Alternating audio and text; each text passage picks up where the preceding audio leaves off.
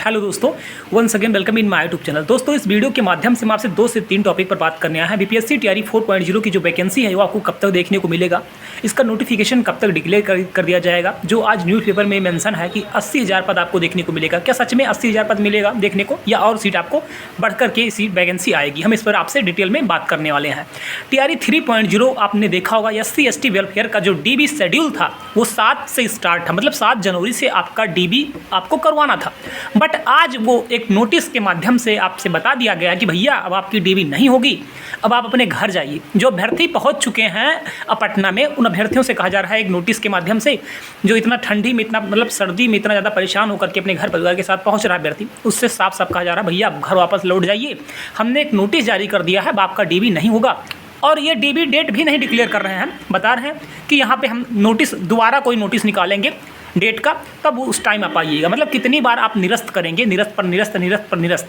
जिस तरह से SC/ST का निरस्त किया जा रहा है, उसी तरीक़ा से सामान्य के अभ्यर्थियों से भी किया जा रहा है। आपने देखा होगा तीसरी बार इन्होंने डेट डिक्लेयर किया, वो भी निरस्त करके। चौथी बार अब अभ्यर्थियों को इंतजार है, 7 तारीख को उम्मीद है कि आपका नया शेड्यूल जारी कर दिया जाएगा। लेकिन सिर्फ उम्मीद ही है, मतलब सच में कहूँ तो सिर्फ मजाक चल रहा है। जिनका सिलेक्शन हो चुका है उनका भी ज्वाइनिंग आखिर क्यों नहीं हो रहा, ये सबसे बड़ा प्रश्न है। और इसमें आयोग को कहीं ना कहीं या BPSC को कहीं ना कहीं एक नोटिस के माध्यम से एक सही जानकारी देना चाहिए और इस तरह से अभ्यर्थियों को गुमराह और परेशान नहीं करना चाहिए, पहली चीज़। एंड सेकेंड चीज़, आपने देखा होगा BPSC टीआरई 3.0 का जब रिजल्ट डिक्लेयर कर दिया गया था तो माननीय पटना हाईकोर्ट ने कहा था गेस्ट टीचर को आप वेटेज दीजिए। इन लोगों ने वेटेज भी नहीं दिया है। अब 11 तारीख को PGT का फिर से रिजल्ट डिक्लेयर किया जाएगा। आप सोचिए, मतलब कितनी बड़ी विडम्बना है। आप सभी साथियों से मेरा रिक्वेस्ट है, हम एक एक करके आपसे डिटेल में बात करने वाले हैं। आपको मैं बताने भी वाला हूँ कि क्या चीज़ें आपको कब देखने को मिलेगा। अगर चैनल पर आप लोग नए हैं तो प्लीज़ चैनल को भी आप लोग सब्सक्राइब कर लिया करें और आप हमारे टेलीग्राम चैनल से जरूर जुड़े हैं। जो लोग टीआरई 4 की तैयारी कर रहे हैं उन सभी साथियों से मेरा रिक्वेस्ट रहेगा मेरे भाई कि टेलीग्राम से आप जरूर जुड़ें। कम से कम 1000 प्लस सेलेक्टेड स्टूडेंट हमारे टेलीग्राम चैनल से जुड़े हुए हैं। वो हमारा टेलीग्राम चैनल नहीं है, वो आपका अपना टेलीग्राम चैनल है, हमने कमेंट बॉक्स में पिन कर दिया है, तो उससे आप लोग जरूर जुड़ें। अब हम आते हैं मुद्दे पर। मुद्दा क्या है? SC/ST वेलफेयर का मुद्दा है। आपने देखा होगा 7 जनवरी को इन अभ्यर्थियों का डीबी स्टार्ट होना था। बहुत सारे ऐसे अभ्यर्थी हैं जो मुझे कॉल कर रहे हैं कि सर हम तो यहाँ पहुँच चुके हैं, अब हम क्या करें। तो मेरे भैया अब हम क्या ही बताएं। और कहीं ना कहीं विभाग ही नाकारा सिद्ध हो रहा है, कहीं ना कहीं ये सच है। आप क्या सोचते हैं विभाग के बारे में, कमेंट करके आप ज़रूर बताइए। इतनी सर्दी में अब आप सोचिए अभ्यर्थियों को बुला करके वो अपने घर, मतलब अपने फैमिली के साथ पहुँच रहे हैं, उसके बाद में आप बोल रहे हो नोटिस जारी करके कि भैया आप घर वापस जाओ, हम आपका डीबी नहीं करेंगे। डेट भी आप नहीं डिक्लेयर कर रहे हो, वो बता रहे हो कि हम एक नोटिस जारी करेंगे, आप आयोग की साइट चेक करते रहो, वहाँ पे एक नोटिस आ जाएगा और दोबारा हम फिर बुलाएंगे और फिर आपको वापस कर देंगे। यही मजाक चल रहा है, ठीक है। हाँ, हालांकि अगर आप ये पूछना चाहते हैं कि सर एक अपना डेट बताइए कि कब तक हो सकता है, तो हमारा अपना अनुमान है मेरे भाई कि SC/ST का भी और सामान्य का भी जो डीबी स्टार्ट होगा वो 15-16 के अप्रॉक्स स्टार्ट हो सकता है।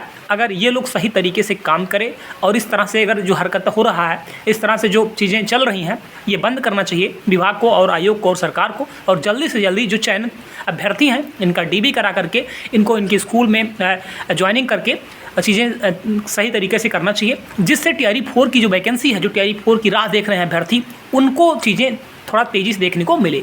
नहीं, अगर टीआरई 3 आपने देखा होगा, आज न्यूज़पेपर में चीज़ मेंशन है, टीआरई 3 की प्रक्रिया पूरी होने के बाद में ही आपको टीआरई 4.0 की वैकेंसी देखने को मिलेगी। तो जब तक टीआरई 3 ऐसे चलता रहेगा तो टीआरई 4 आने वाला नहीं है। तो इसलिए टीआरई 3 को जल्दी से जल्दी पूरा करके टीआरई 4 के बारे में सोचना चाहिए। जो सामान्य कैंडिडेट हैं 1 to 5 के, 6 to 8 के, 9 10th के, उनका जो शेड्यूल है, सामान्य कैंडिडेट जो है उनका शेड्यूल 7 जनवरी को आने का पूरी संभावना है। एक चौथी बार आपकी लिस्ट जारी किया जाएगा और ये बताया जाएगा कि आपका नया शेड्यूल क्या है। जिस तरह से आपका 9 से 16 के बीच में शेड्यूल था, उसी तरीक़ा से 7 को आपका एक शेड्यूल जारी किया जाएगा और उम्मीद है 15-16 के आसपास वो स्टार्टिंग आपका हो। हालांकि अभी आप लोग रिजर्वेशन वगैरह मत कराइएगा, बहुत सारे अभ्यर्थी रिजर्वेशन करा रहे हैं, तो उनसे बस मैं इतना ही कहूँगा, जब तक चीज़ें डिस्ट्रिक्ट अलॉटमेंट नहीं आ जाता है तब तक रिजर्वेशन वगैरह कराना का कोई मतलब नहीं है। बहुत सारे अभ्यर्थी मुझसे कह रहे थे सर हमने पटना का करा लिया है, क्योंकि पटना कहीं अगर मिलेगा तो पटना से हम आ जा सकते हैं। तो ऐसा बिल्कुल मत करिएगा, ठीक है।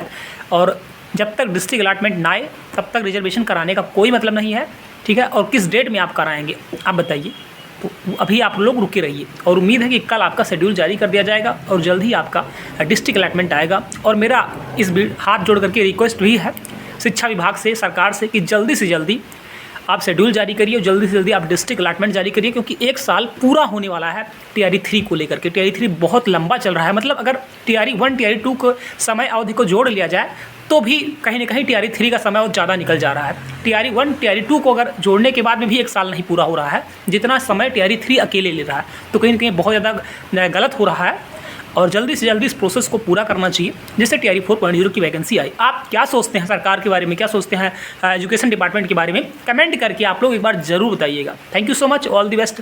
पढ़ते रहिए, मस्त रहिए और पॉजिटिव रहिए, और चैनल को आप लोग जरूर सब्सक्राइब करिए। जैसे ही कोई अपडेट इन्फॉर्मेशन आता है हमारे द्वारा आपको तुरंत अवगत करा दिया जाएगा।